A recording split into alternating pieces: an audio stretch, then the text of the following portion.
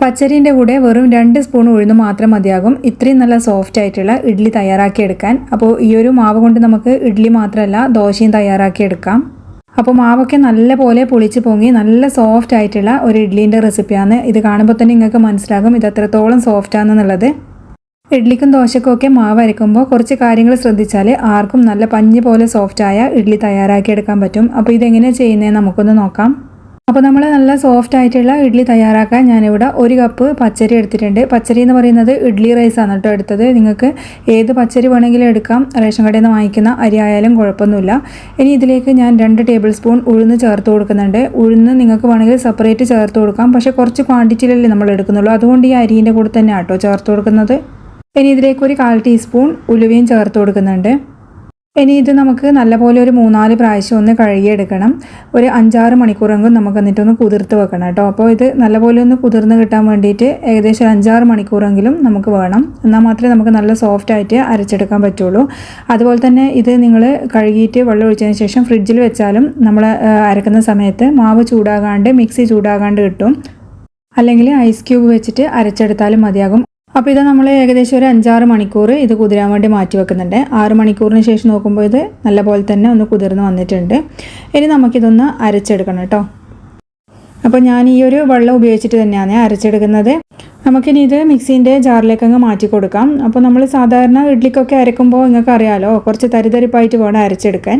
അതുപോലെ തന്നെ ഞാനൊരു കൈപ്പിടി ചോറും കൂടിയും ചേർക്കുന്നുണ്ട്. മട്ട അരീൻ്റെ ചോറാണ് ചേർക്കുന്നത്. അപ്പോൾ വെള്ള അരീൻ്റെ ചോറുണ്ടെങ്കിൽ അത് ചേർത്ത് കഴിഞ്ഞാൽ നമ്മൾ ഇഡ്ഡലിക്കൊക്കെ നല്ല വൈറ്റ് കളർ കിട്ടുമേ. അപ്പോൾ ഞാനിത് തരിതരിപ്പായി അരച്ചിട്ട് പാത്രത്തിലേക്ക് അങ്ങ് മാറ്റി കൊടുക്കുന്നുണ്ട്. ഇനി മാവ് പൊങ്ങാൻ വേണ്ടിയിട്ട് ഞാൻ ചെയ്ത് കൊടുക്കുന്നത് കൈ കൊണ്ട് ഇത് ഏകദേശം ഒരു 5 മിനിറ്റ് നല്ലപോലെ ഒന്ന് മിക്സ് ചെയ്യുന്നുണ്ട്. കൈ നല്ലപോലെ കഴുകിയതിന് ശേഷം മാത്രമേ ഇത് ചെയ്യുക. അപ്പോൾ കയ്യിൽ നല്ല ബാക്ടീരിയ മാവ് പൊങ്ങാൻ വേണ്ടിയിട്ട് ഹെൽപ്പ് ചെയ്യും കേട്ടോ. അപ്പോൾ തണുത്ത കാലാവസ്ഥയിലൊക്കെ മാവ് പൊങ്ങുന്നില്ലെങ്കിൽ ഇതുപോലെ ചെയ്ത് നോക്കണേ. അപ്പോൾ നല്ലപോലെ മിക്സ് ചെയ്തതിന് ശേഷം നമുക്കിതിന് പൊങ്ങാൻ വേണ്ടിയിട്ട് ഏകദേശം ഒരു 8 മണിക്കൂറെങ്കിലും മാറ്റി വെക്കണം. ഈ ഒരു സമയത്ത് ഞാൻ അരക്കുമ്പോൾ ഉപ്പ് ചേർക്കുന്നില്ലേ, രാവിലെയാണ് ചേർക്കാറ്. അപ്പോൾ തലേന്ന് മാവ് അരച്ച് വെക്കുമ്പോൾ നല്ലപോലെ പിറ്റേന്ന് പൊങ്ങി കഴിയുമ്പോൾ അതിൻ്റെ ആ ഒരു ടേസ്റ്റ് വ്യത്യാസം വരും. അതുകൊണ്ടാണ് തലേന്ന് ഉപ്പ് ചേർക്കാത്തത്. അപ്പോൾ ഇനി ഒരു ഏകദേശം 8 മണിക്കൂർ കഴിയുമ്പോൾ ഇതാ നോക്കുമ്പോൾ മാവ് നല്ലപോലെ തന്നെ പൊങ്ങി വന്നിട്ടുണ്ട്. നല്ല പഞ്ഞി പോലെ സോഫ്റ്റ് ആയിട്ടുള്ള ഇഡ്ഡലി ആയിരിക്കട്ടെ നമുക്കിത് കിട്ടുക. 2 സ്പൂൺ ഉഴുന്ന് കൊണ്ട് നമുക്ക് നല്ല സോഫ്റ്റ് ആയിട്ടുള്ള ഇഡ്ഡലി തയ്യാറാക്കിയെടുക്കാം. അപ്പോൾ ഇത് നിങ്ങൾ കാണുമ്പോൾ മനസ്സിലാകും നല്ലപോലെ തന്നെ മാവ് പൊങ്ങി വന്നിട്ടുണ്ട്. ഈ ഒരു സമയത്ത് ഞാനിതിലേക്ക് അങ്ങ് ഉപ്പ് ചേർക്കുന്നുണ്ട്. അതുപോലെ തന്നെ ഈ ഒരു മാവിൻ്റെ പ്രത്യേകത എന്ന് പറയുന്നത് നല്ല വെണ്ണ പോലെ സോഫ്റ്റ് ആയിട്ടുള്ള മാവായിരിക്കും. ഇതിപ്പോൾ ഞാൻ ഇളക്കി കാണിച്ചു തരാം നിങ്ങൾക്ക്. അപ്പോൾ ഇതാ നമുക്കിങ്ങനെ മേലെ നിന്നിങ്ങനെ എടുക്കുമ്പോൾ തന്നെ കാണാം അടിപൊളി മാവാണിത്.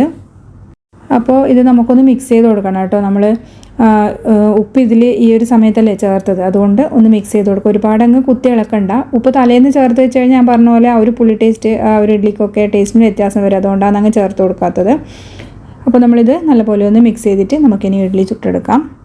ഈ ഒരു 2 സ്പൂൺ ഉഴുന്ന് വെച്ചിട്ട് നമുക്ക് ഇങ്ങനെ ഒരു മാവ് തയ്യാറാക്കിയാൽ ദോശയും അതുപോലെ തട്ടുദോശയും ഒക്കെ തയ്യാറാക്കാം കേട്ടോ. നല്ല സോഫ്റ്റ് ആയിരിക്കും. നെയ്റോസ്റ്റും മസാല ദോശക്കും ഇഡ്ഡലിക്കൊക്കെ പറ്റുന്ന ഒരു മാവാണ് ഇത്. അതുപോലെ ഇഡ്ഡലിയൊക്കെ തയ്യാറാക്കുന്ന സമയത്ത് തട്ടിൽ നിന്ന് ഇഡ്ഡലി അങ്ങ് വിട്ട് കിട്ടാൻ ബുദ്ധിമുട്ടാണെന്ന് പല ആൾക്കാരും പറയുന്നത് കേട്ടിട്ടുണ്ട്. അപ്പോൾ അതിന് വേണ്ടിയിട്ടുള്ളൊരു ട്രിക്ക് കൂടി ഞാൻ പറഞ്ഞുതരാം.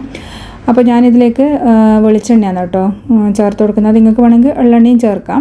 അപ്പോൾ നമ്മളിത് ആ ഒരു തട്ട് ചൂടാവുന്ന ആ ഒരു പാത്രത്തിന് മേലെ വെച്ചിട്ട് ഒന്ന് ആവി കയറാൻ വേണ്ടിയിട്ടൊന്ന് വെയിറ്റ് ചെയ്യണം കേട്ടോ. അങ്ങനെ ആകുമ്പോൾ അതിനുശേഷം നമ്മൾ മാവ് ഒഴിച്ചു കൊടുക്കുന്നത്. അങ്ങനെ ആകുമ്പോൾ നമുക്ക് ഇഡ്ഡലി പെട്ടെന്ന് തണുത്ത് കഴിഞ്ഞാൽ അങ്ങ് അതിൽ നിന്ന് വിട്ട് കിട്ടാൻ നല്ല എളുപ്പമായിരിക്കും.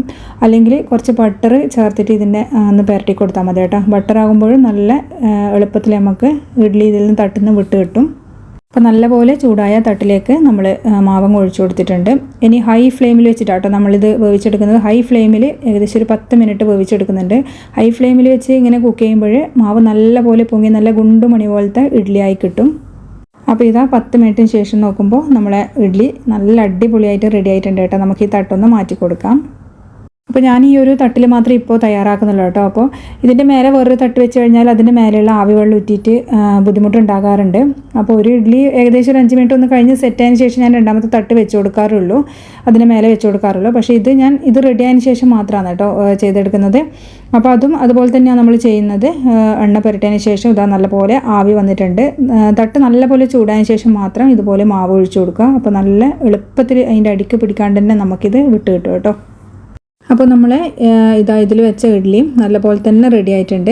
അപ്പോൾ നമുക്കിനി ഇത് മാറ്റാം. അതുപോലെ തന്നെ ഇത് നല്ലപോലെ തണുത്തതിന് ശേഷം മാത്രമേ ഇതിൽ നിന്ന് ഇഡ്ഡലി എടുക്കാൻ പാടുള്ളൂ. അപ്പോൾ ചില ആൾക്കാർ പച്ചവെള്ളമൊക്കെ തളിച്ചിട്ട് അങ്ങനെ എടുക്കുന്നത് കാണാറുണ്ട്. അപ്പോൾ അങ്ങനെ നമുക്ക് കുറച്ച് ടൈമൊക്കെ കൊടുത്തിട്ട് നല്ലപോലെ തണുത്തതിന് ശേഷം ഇതിൽ നിന്ന് അങ്ങ് വിട്ട് കൊടുത്തു കഴിഞ്ഞാൽ നമുക്ക് വളരെ എളുപ്പത്തിൽ തന്നെ കിട്ടും. അപ്പോൾ ഇതിന് നമുക്ക് നല്ലപോലെ തണിഞ്ഞതിന് ശേഷം ഇതൊന്ന് വിടിയിച്ച് കൊടുക്കാം.